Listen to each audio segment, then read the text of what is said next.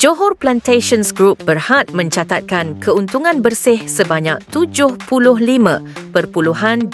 juta ringgit pada suku pertama yang berakhir 31 Mac 2025, suku pertama tahun kewangan 2025 meningkat 52% berbanding 49.53 juta ringgit pada tempoh sama 2024.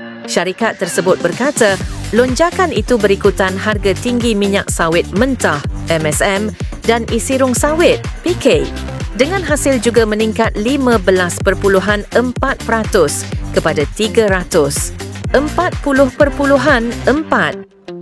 juta ringgit pada suku pertama tahun kewangan 2025 daripada 294.91 juta ringgit pada suku pertama tahun kewangan 2024.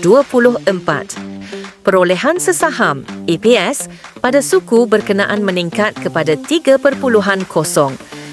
sen daripada 2.45 sen setahun lalu, manakala penghantaran MSM merosot 10.7%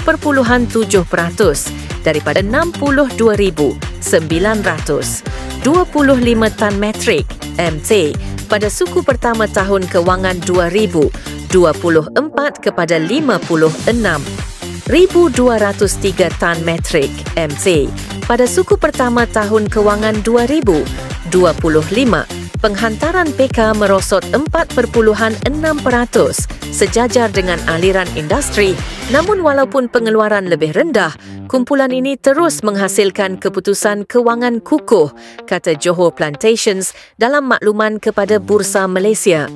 Purata harga jualan MSM kumpulan itu adalah berjumlah RM4,969 Malaysia per tan, yang mencerminkan premium sebanyak RM236 Malaysia per tan berbanding harga purata ditetapkan Lembaga Minyak Sawit Malaysia MPOB.